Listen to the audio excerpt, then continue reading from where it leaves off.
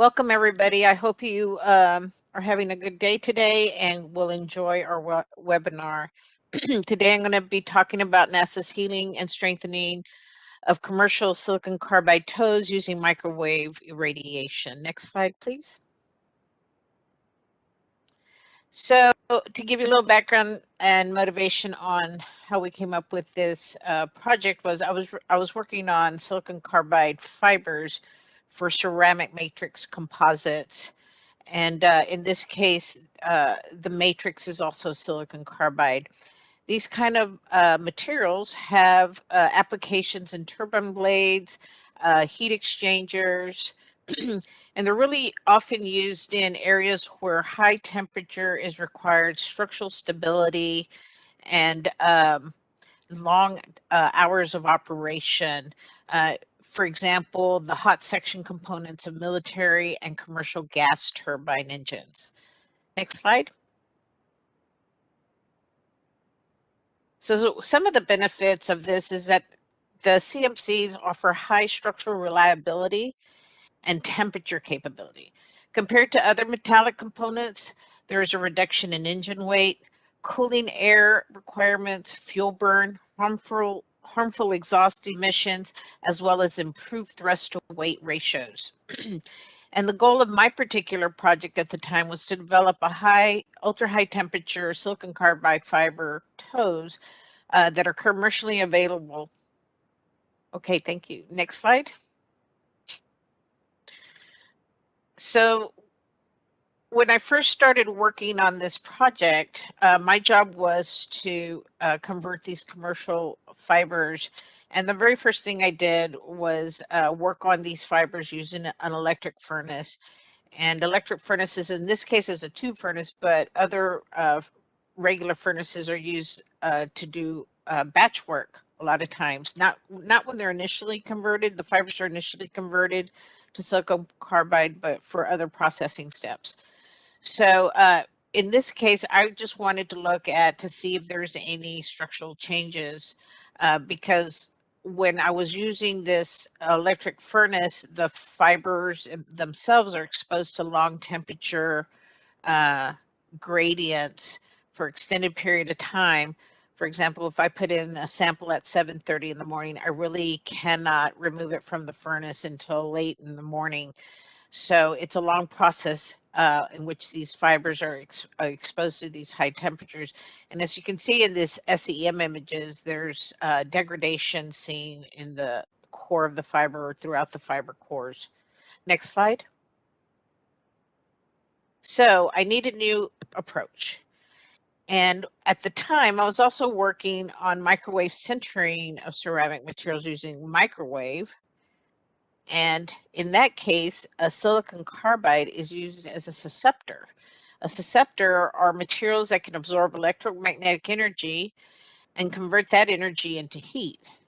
So that's when I had my aha moment of using the microwave furnace to try to strengthen the silicon carbide tows from commercial sources. In this case, it's we have a single mode microwave furnace. It operates at 2.45 gigahertz, and it has a power up to 2 kilowatts of power. And during operation, since this is a single mode microwave furnace, we are either centering in the electric field or the magnetic field. And this is accomplished by establishing a standing wave within the furnace. Next slide. So before we move on, let's take a look at some of the difference between electric furnace and microwave furnace, in particularly for this type of material and structure because they are thin fibers. In the electric field, you mainly have conduction and convection heating, slow heating rates, 4 degrees per minute, and the silicon carbide surface is exposed to long periods of temperature gradients as the temperature is ramping up to the heat treatment or whatever process you are doing on the fiber, and then the cooling process. And that leads to non-uniform microstructures. And typically it requires high power and high energy to accomplish this. In the case of the microwave furnace, microwaves couple with the susceptor, inducing electron excitation, resulting in heat generation.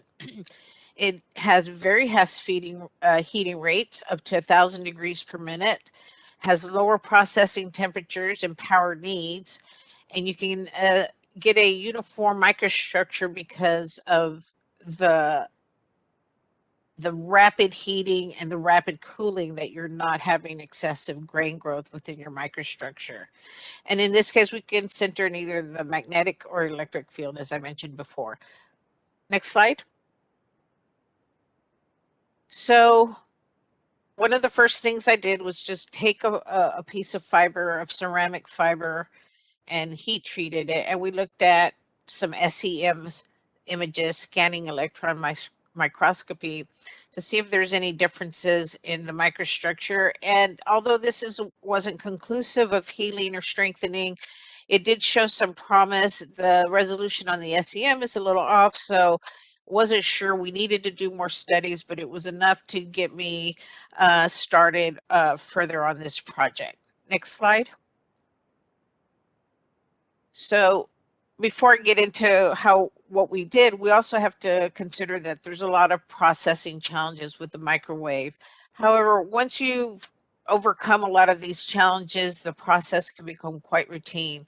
But some of those challenges would be like calibration of the standing wave, tuning the microwave once you have your material inside the furnace, temperature limits, preparing the quartz tube, centering area is small. In our particular research furnace, there is manufacturing furnaces where some of these things can be overcome. Another problem is sometimes the inert gases, if the power is added very fast or quickly, or depending on the material that's in there, you can generate plasma. Surface charge can also happen depending on constituents in the fiber, or in whatever it is you're centering, or within just the cavity where your charge is building up within the cavity of the microwave, and you could have arcing events. Okay, next slide.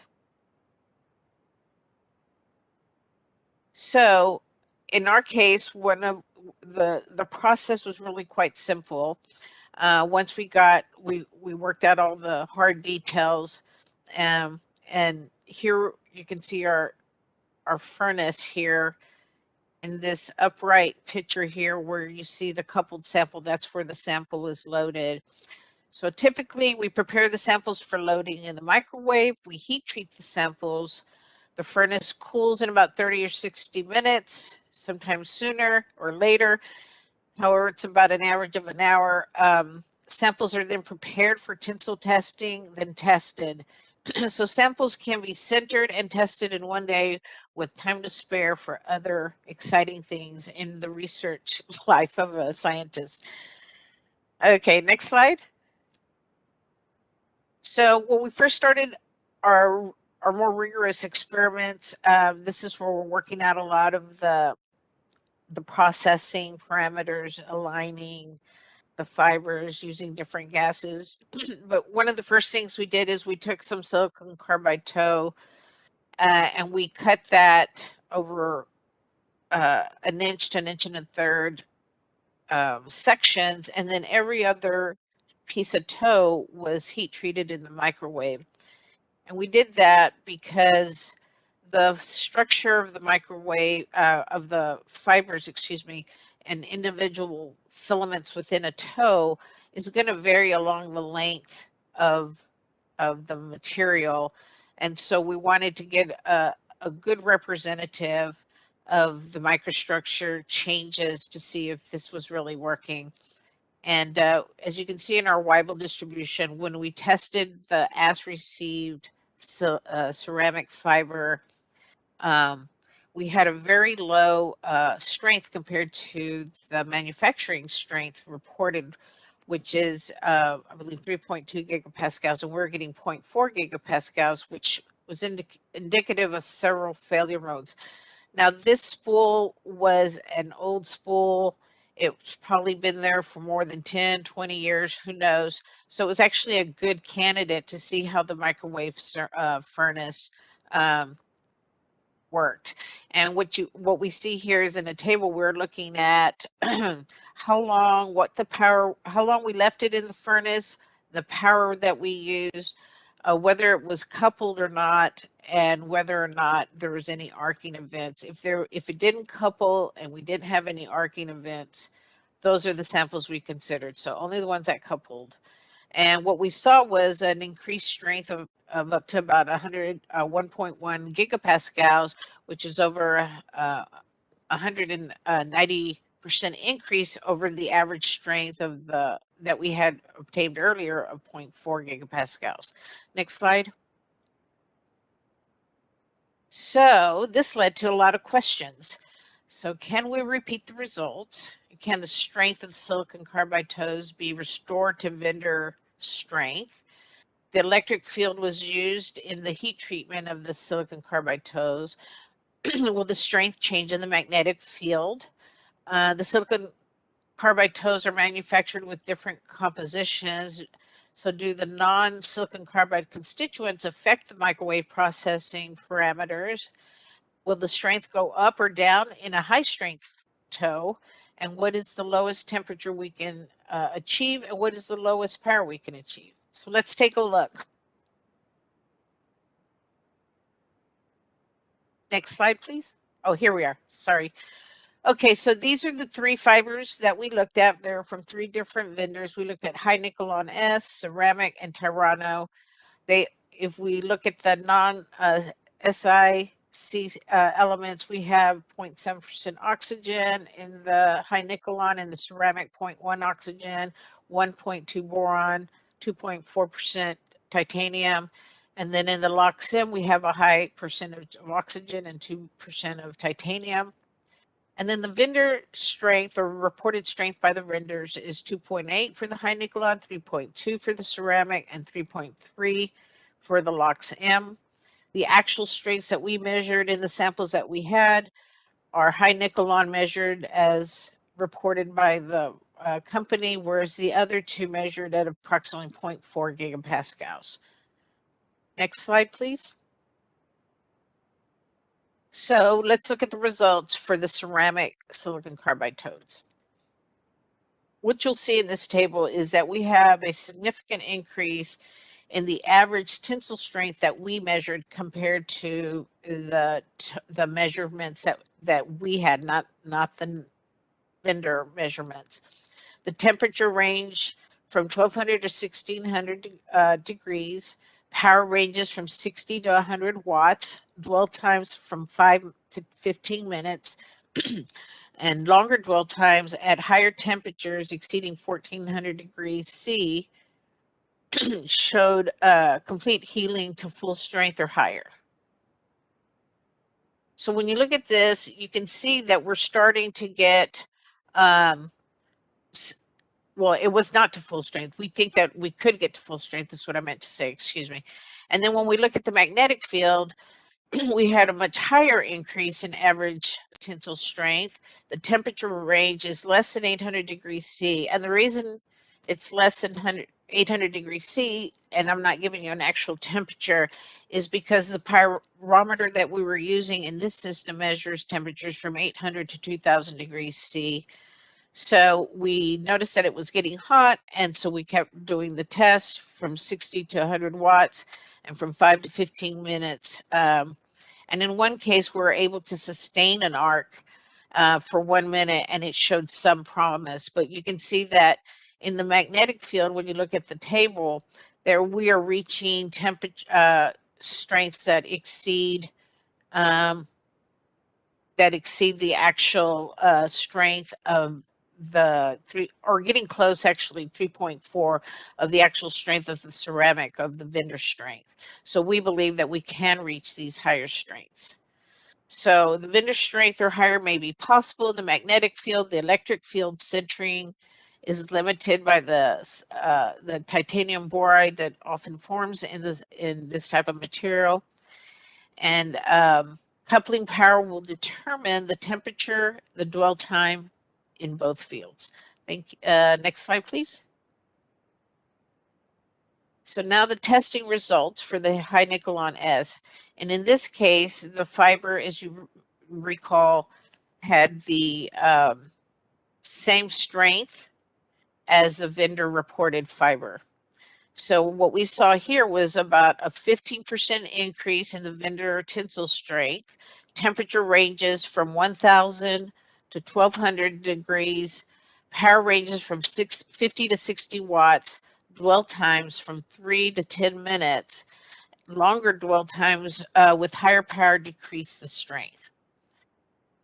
And now in the magnetic field, what we see is about a 12% increase in vendor strength, over vendor strength. Temperature ranges from 1000 degrees C to 1400 degrees C. Power ranges from 50 to 100 watts. Dwell times from 20 seconds to 30 minutes. In summary, the toe strength is strengthened in both fields. Coupling power will determine the temperature, determine dwell time in both fields. As temperature and power rises, dwell times decrease. And here we'll really see some nice numbers here for the average strength. And we see that at 1340 degrees C, 100 watts, 5 minutes here at the bottom of the table really produce some of the best results for strengthening the fiber toe. Next slide, please. In the case of Loxam results, we didn't have a lot of fiber, and this fiber is really not produced anymore. But we're going to take a look at what we did see. We had a 173% increase over the average strength that we measured. The temperature range from 1000 to 1400 degrees. Power ranges from 50 to 80 watts, and dwell times between 10 and 20 minutes to see any effects. And in summary, we had relatively good results for the M field healing, and but more studies would be needed, and we could study other Tyranno toes that are similar. However, we have not done that yet, but we can consider those, and that's because the Loxam is no longer available. But we do believe that we can get to much higher rates, and hopefully in the electric field, depending on how the material behaves, we could have some results in that as well. Okay, thank you. Next slide. Okay, so did we answer all the questions? Well, can we repeat the results? Yes, we were able to repeat the results.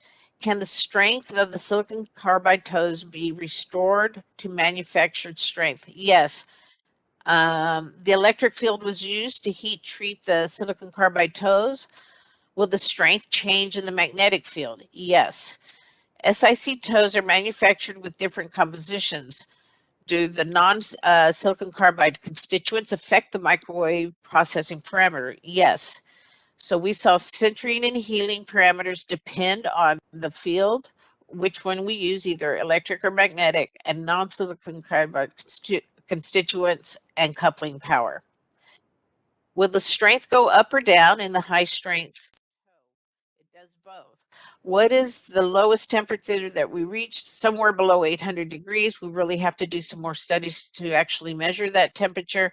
And the lowest temperature that we had good results in the electric field was 1000 degrees, depending on the non-constituent components of and the coupling power of the fiber toe. And what was the useful power we used? It was approximately 60 watts. Next slide, please. So in summary, the microwave sintering can restore low strength commercially available SiC toes to manufacturing strength. In my microwave sintering can increase the strength of commercially available SiC toes. Single mode microwave sintering can heal damaged silicon carbide toes, and SiC toe strengths can be tailored to application needs. And some of the benefits of this process is fast. It's a fast process. It's a low energy, low cost process, and it has healing capabilities. Okay, thank you. Next slide. And I do want to acknowledge my colleagues, Dr. Amjad Al-Mansour Janet Hurst and Diana Santiago for their support in this project and other technical advice that they give me. And then during this process, we also had 3 students working on these projects, and I want to thank Felipe de la Torre from the University of Texas, Rio Grande Valley, Jonathan Lee from Yale University, Hannah Christiana Clark from Texas A&M University. Okay, next slide.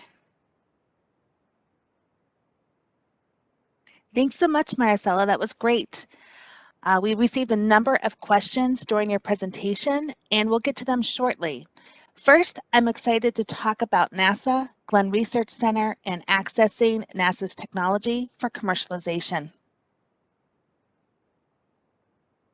Technology transfer has been part of NASA's mission since its formation, where it has been encouraged to share the work of the space agency for the benefit of all. In the 1980s, Congress passed additional legislation that allowed other federal laboratories to transfer their technologies, and more recently, President Obama reiterated the value of federally developed technologies to spur innovation in the marketplace.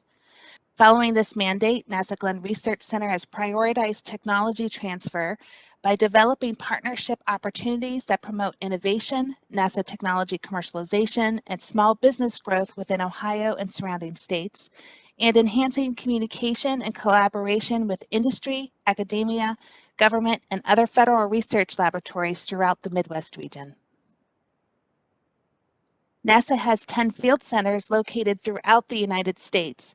In addition to the field centers, NASA has many installations where highly specialized testing, building of aircraft and spacecraft, and verification occur. NASA Glenn Research Center, Lewis Field, is located in Cleveland, Ohio, along with the Neil A. Armstrong Test Facility, formerly the Plumbrook Station, which is located nearby in Sandusky, Ohio. Each field center and installation provides unique services, research, and technology to further NASA's mission.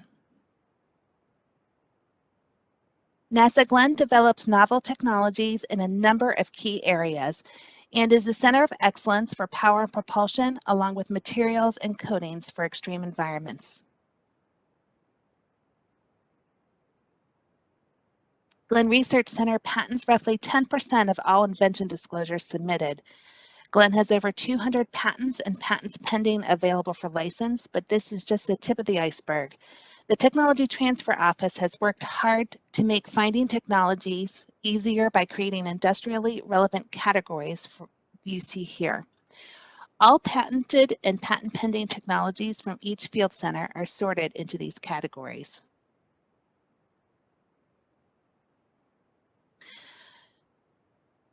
And they can be found very easily by searching our website, technology.nasa.gov. For the purposes of technology transfer, there are 3 types of partnering mechanisms that NASA uses: patent licensing, software usage agreements, and Space Act agreements. We'll talk about each of these. First, we'll take a quick look at NASA's patent portfolio, accessible at technology.nasa.gov. NASA's intellectual property has been grouped into 15 categories. Each of these categories is searchable by keyword, as is the entire portfolio. Licensing from NASA is easy. We offer 4 types of license agreements to meet your needs. The evaluation license agreement allows for a sort of test drive of a NASA technology. It has a set fee and a set term of 1 year that can be renewed annually for up to 3 years. The evaluation license allows a licensee to investigate the commercial viability of a NASA technology with minimal risk. The evaluation license is not a full rights license. NASA restricts the right to sell or offer for sale. The Startup NASA license agreement is ideally suited for startup companies. This license has set business terms favorable for startup companies. The terms are no upfront fee and no annual minimum for the first 3 years. There is a running royalty rate on net sales that start on day 1, and an annual minimum royalty begins in year 4. This is a non-exclusive full rights commercial license. The government use license is for entities seeking to use NASA technology in support of a U.S. government-funded project. These licenses have no fees or royalties, but do have a term matched to the period of performance for the U.S. government-funded project. This license is ideally suited for SBIR, STTR contracts, grants, cooperative agreements, and in some cases, Space Act agreements. This is not a full rights license. The licensee may only use the technology in support of its U.S. government-funded project. Finally, the commercial license is a full rights license that is individually negotiated. These licenses can be non-exclusive or exclusive in a field of use. In addition to patents, NASA also develops a large array of software codes to support our mission work. NASA makes these software codes available to U.S. entities at no cost. As you can see, the software is organized into convenient and industrially relevant categories to make searching and browsing easier. NASA transfers executable software codes via software usage agreement. The software usage agreement contains terms and conditions specific to the release of that code. To search or browse available software, visit software.nasa.gov. NASA also partners with industry and academia using the Space Act Agreement. Space Act agreements are very similar to cooperative research and development agreements, or CRADAs. They outline the statement of work, specific tasks and milestones, who is paying for what, data and intellectual property rights, liabilities, etc. Space Act agreements come in two flavors: reimbursable, where the partner pays for NASA's cost to perform the work, and non-reimbursable, where NASA and the partner pay their own costs for performing the work. Generally, non-reimbursable Space Act agreements are used when the proposed work furthers NASA's missions, and reimbursable Space Act agreements are used when the proposed work is in line with NASA's missions, but does not help advance it.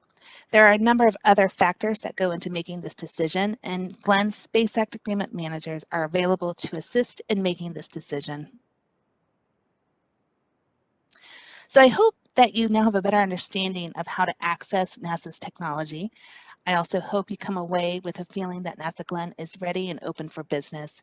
NASA Glen's Technology Transfer Office is available to assist you. Please feel free to reach out to me or my colleagues with any questions.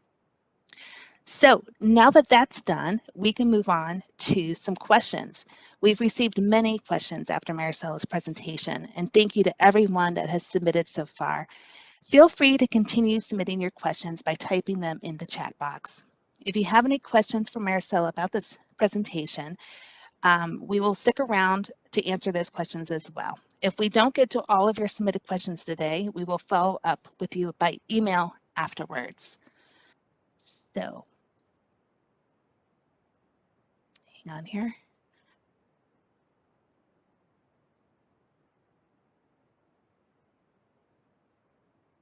I'm trying to get to the questions.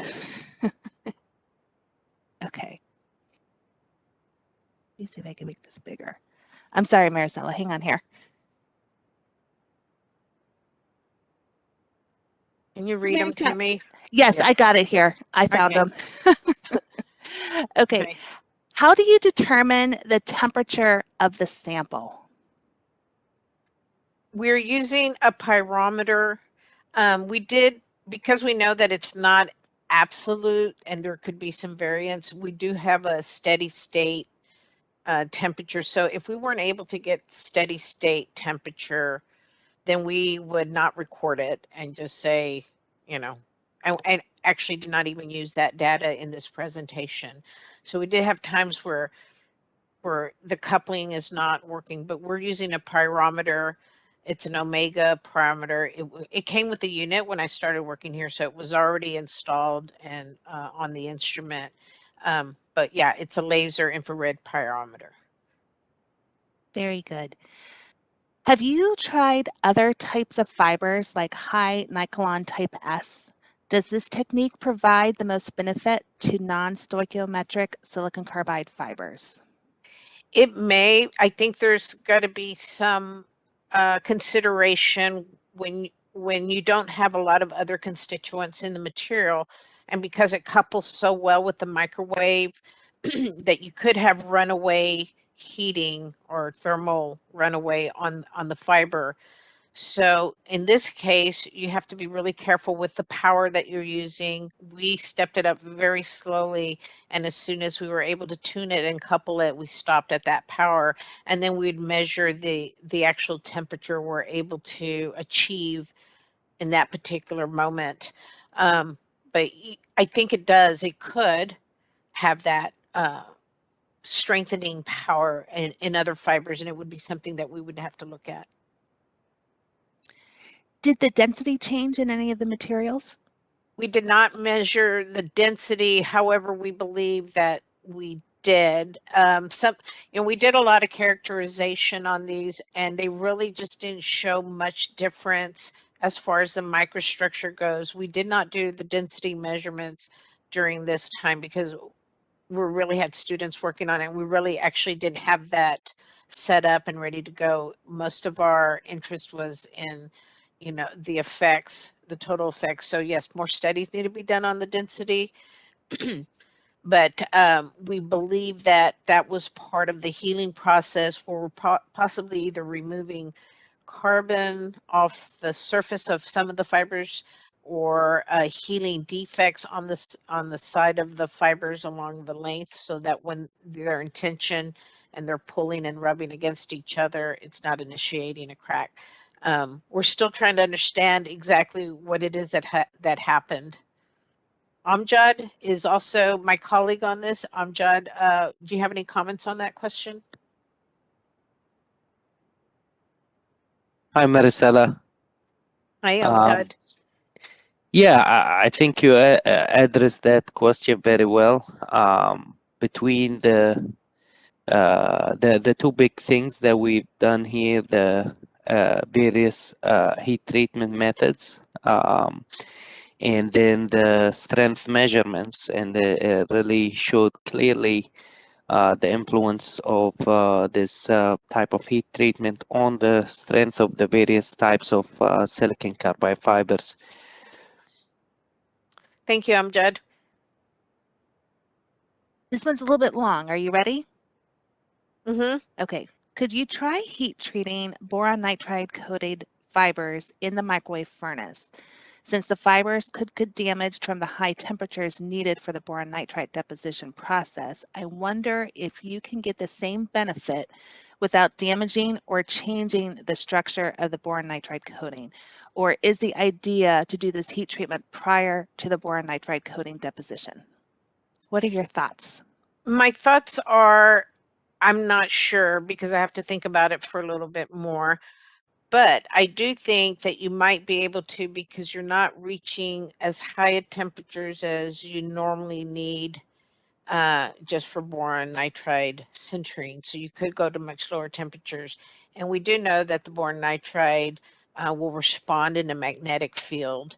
It's often used in physical vapor deposition. But the other thing is we did have one fiber that we tested in nitrogen with boron doping, and but we did increase some strength from the original 0.4 gigapascals that we had. I think we made it up to 0.9 gigapascals, but we didn't really examine that fiber and proceed with that fiber. We wanted to complete the first studies that we were doing first before we went on to that. But yes, I do believe it's possible. You might even be able to using a silicon carbide susceptor to convert your polymer into the silicon carbide in an environment, so that first you cross-link the fiber, of course, the polymer fiber, and then you could heat treat it. And we've shown that before. We have a publication in collaboration with the University of Texas, Rio Grande Valley, Dr. Karen Lozano, where we did convert the polymer into silicon carbide using microwave irradiation. And so it is possible then, I would suspect, that you could convert the fiber and then add a nitrogen atmosphere, or I guess you'd have to play around with it because you usually use ammonium for the gas in developing boron nitride, but you could possibly do it with nitrogen and doping boron. Very good. Do you have any TEM image of a microstructure of the individual fiber to see the changes during the microwave sintering? What phenomena is happening during the microwave sintering? We do have TEM imaging of the as received fiber, and then some of them that showed the high strength and some that didn't show that much strength improvement or weakened the fiber. And to be honest, we really just couldn't see any significant changes in the microstructure. I'm not sure if it was just that particular sample or if we need to just repeat those to see if we could see some changes. But as a matter of fact, the reason I didn't include them here is because we just didn't really see anything worth noting at the time, and we've had them analyzed, and pretty much we really couldn't see a difference between the as received and the heat treated fibers. Very good. You mentioned that you are restoring the strength to the manufactured strength. What is the reason the strength was lower than the manufactured strength? Is it age, loading testing damage, or something else? I don't think it was loading and testing damage, because this was the samples that the high Nicolon and the ceramic samples came directly off of spool, so they hadn't been tested before. It could have been just aged or where they were kept, and they might have been damaged during some storing process and moved, and I really don't know. So these spools have been around much longer than I've been alive, I think, sometimes. That's a joke, but no, they've Can I been add around for a something? while. Yeah, go ahead. Yeah, so usually there is a variation from between the strength that we measure in-house and what the manufacturer reports. Okay, and that may be due to several reasons. It could be dependent on the type of fibers, such as ceramic fibers, where the microstructure vary as a function of length within the spool, where you have areas that has more core and shell effect and not fully uniform microstructure. So that can be a reason for measuring low strength in-house much lower than what the manufacturer reports. So I just wanted Right. to mention And, that. and I think typically you wouldn't see such a low strength. I mean, unless, if you're ordering a fiber that has a certain strength and you didn't get that, I imagine you could return it and get another one. So it could, and yes, and if you saw in my presentation also, I mentioned that particular spool showed several failure modes. So that could be almost anything. It could be defects, it could be inconsistencies in the microstructure along its length within each filament. And then you have some filaments, some toes that are 800 filaments, and then the other toe which is 500 filaments.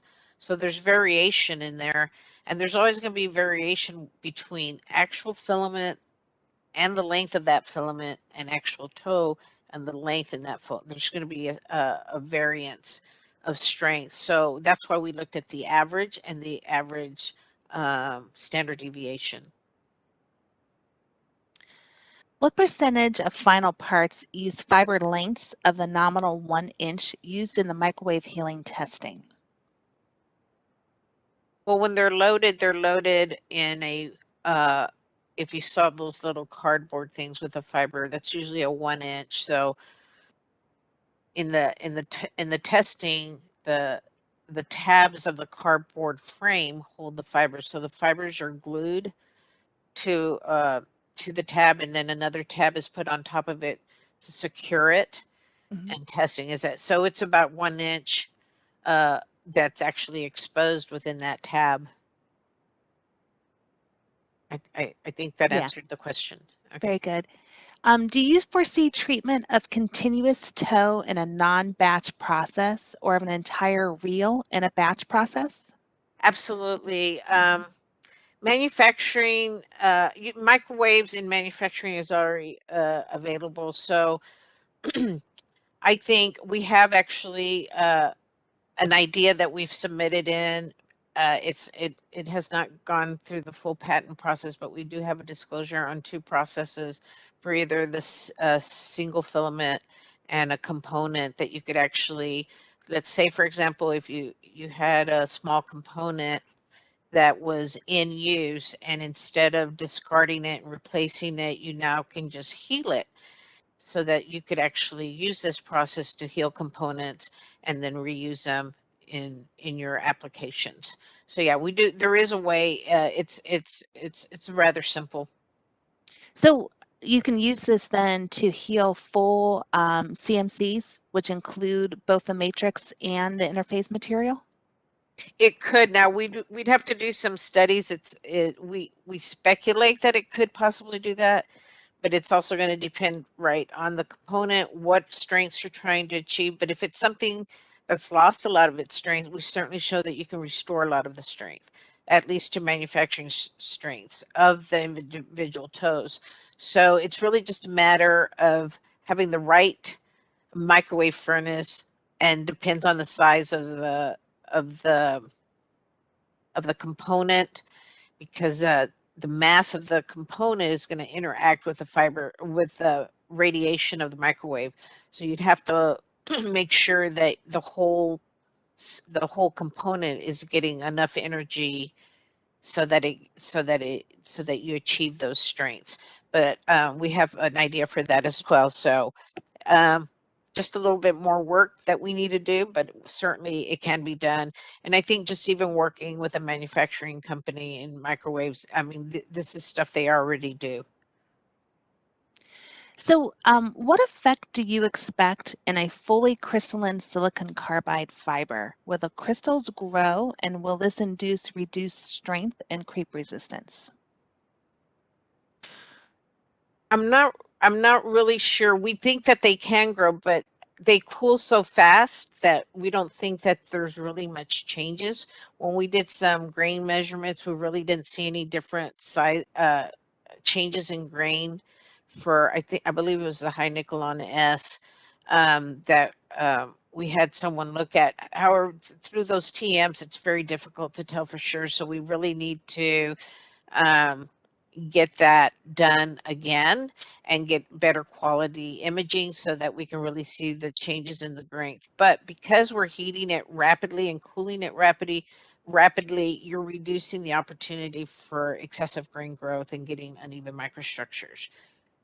Now, a CMC component may be different, but the same. You're not putting it in a furnace and then for example, in a batch furnace where it experiences or could experience a lot of grain growth while it's even just cooling down on the outer surfaces of the component, for example. Amjad, any thoughts on that? Yeah, Maricela. Yeah, one can expect enhancement in creep resistance if the crystals grow to an extent, you know. But you know, there might be a benefit here by the reduction of the second phases that this heat treatment process may do. Especially on the surface of the fibers, for example, Hynix S fibers, where when it's manufactured, it usually has 20 to 30 nanometers of carbon layer on the surface, and then surrounded by a PVA sizing layer. So both of those layers, they need to be removed prior to the implementation of those fibers in CMCs for the different applications. So the industry currently uses the just Bunsen burner flame to remove those layers.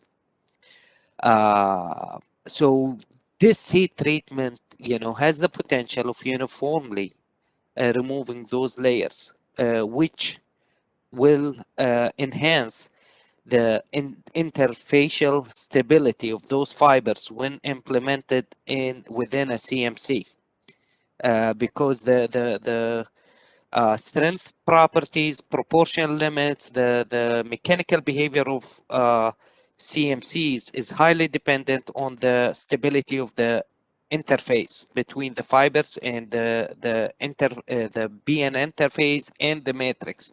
So if we can get rid of the carbon layer on the surface of the fiber, I think we have a good chance of improving the durability of those composites.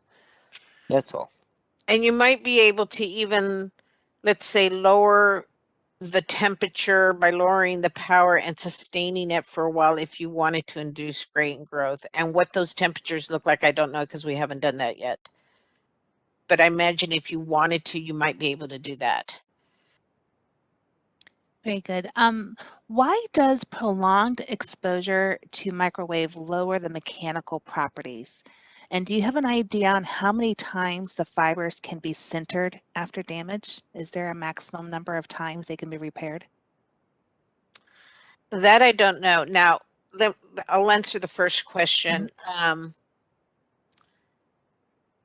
which was, what was again? I got lost in my thoughts. Sorry. Why does prolonged exposure to the microwave lower the mechanical properties? I think at that point it may be either some amorphous, where the crystalline part of the material, it might be becoming amorphous. I'm not sure. There's different things in the microstructure that could be happening. The problem is we weren't able to see this. So I theorize that it's too much exposure, that the more power, what we saw is sometimes when you had higher powers like 140 watts or 400 watts, we really didn't see any benefit as far as strength, but we also didn't look at the microstructure. So what I'm thinking is that that there is no benefit, and it may be making the material more amorphous. And it could be that maybe some of the fibers that we initially sintered, where we did see an increased strength, maybe we were able to crystallize it, whereas the other ones had, for some whatever reason, were more amorphous. I'm not really sure, and that's more studies that we'd have to do. And it's a good question. I appreciate that. As for how many times can it be healed, we haven't tried that either. We just know that we took some really low strength fiber that should have been a high strength fiber, and it was able we were able to strengthen it. So I think it depends on the type of damage and exposure that it has. If, for example, it's becoming very, very oxidized, it may not work. Or if other constituent things seem to penetrate the CMC or the fiber or the toes, for example, that may be then harmful during the microwave process. But as far as these other, the one thing that we can say is that for fibers that were degraded or not very good quality, because even during manufacturing, not all the spools come out where you can use them. Sometimes they're unusable because they're unusable because you're not getting the actual strength that they're are trying to achieve for a certain component. And in this case, you could actually take those spools and actually heal them so they can be used. But that's a very good question, and it's something to look into. Thank you. Is there a theory of why the strength of the Tyranno and the ceramic are improved significantly by microwave heating, whereas the high Nickelon S shows only a minor increase in strength after microwave heating? I can only think that it has something to do a little bit with the constituents. And what we saw was more in the magnetic field. Is that what the question was? Why we saw it more in? Yeah, basically, why was there the strength of the Tyranno and the ceramic were improved more so than the high Nickelon through the microwave treatment? Oh yeah, the high Nickelon already had a high strength. Okay. The Tyranno fiber had an average strength that we measured of about 0.4 gigapascals, and the ceramic also had an average strength of about 0.4 gigapascals. So those actually, if you look at the slides and you'll be able to see them again soon, but where we show the distribution, the Weibull distribution, those are just showing us that there's failure modes in that particular, and that the reliability of that particular tow would be very low. So I think part of the heating process is that there's going to be a limit, and it depends on the constituents. So in the ceramic and also in the Tyranno, they both have, I think, titanium in them, and it could be that that's reacting and helping in aiding in sintering, or the boron, because they have those sintering aids. So in the case of this of the high nickel on S, where it's much stronger already to begin with, so we didn't see that high jump, right? So we saw 14% and 12%, but we did get some strengthening if that's what was needed to be achieved for that particular fiber. So their manufactured reported strength is approximately 2.8 gigapascals. That's what we measured when we tested it. And then when we did the strengthening, we also saw that it lowered at the higher temperatures and the longer temperatures. So we're not really sure of all the mechanisms going on. It's something we need to investigate further. But thank you. Very good question. Do you think plasma generated in the microwave under inert conditions could be harmful to the fibers? I think it could be, but I don't know. So we'd have to really have a controlled study before we can make those determinations, because it also may be helpful if you're trying to use a coating, for example, in the fiber. So we did see plasma quite a bit in the initial studies and arcing events, and we did have some studies where we actually maintained the arc.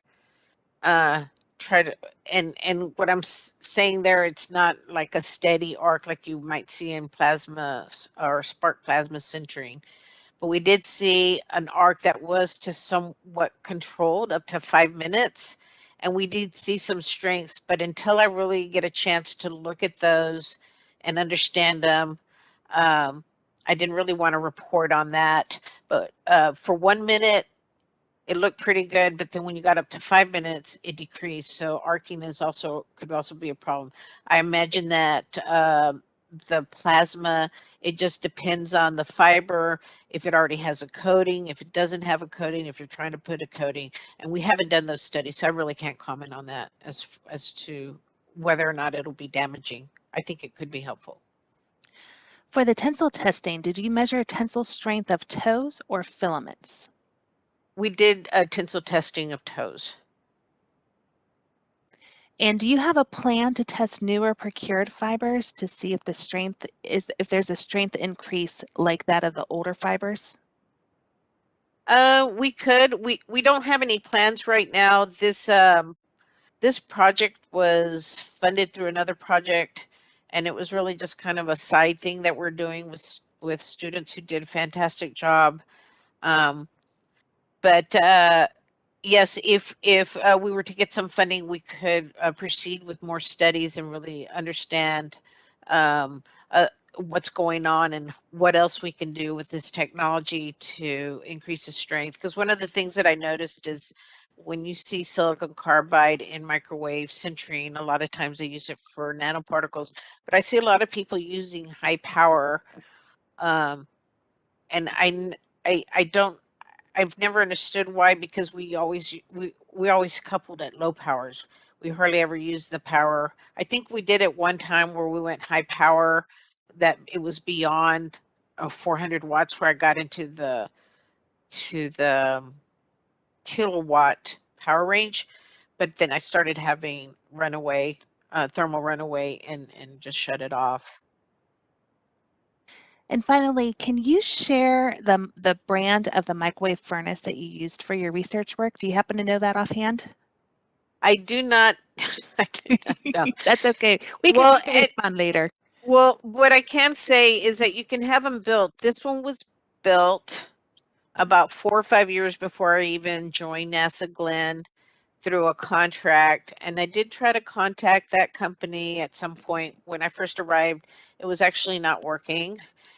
And so I tried to contact the company and they were no longer in place. And so I contacted another company that makes microwave furnaces, and I was able to get them down here, and we fixed some parts and we did some training and we got it running.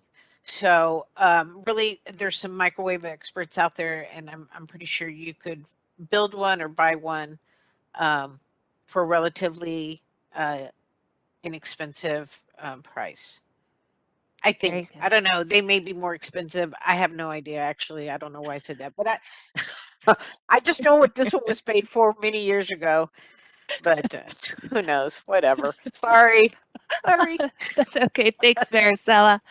So that's all the time we have for our questions today. If we didn't get to your question during the Q&A session, then we will follow up with you by email within the next week. If you have additional questions, then please feel free to submit them to the email address at the very bottom of the screen, and we'll be sure to follow up with answers to those as well. Once again, we really appreciate you taking the time to be with us today, and we will be in touch. Thank you, everyone. Have a great day. Take care.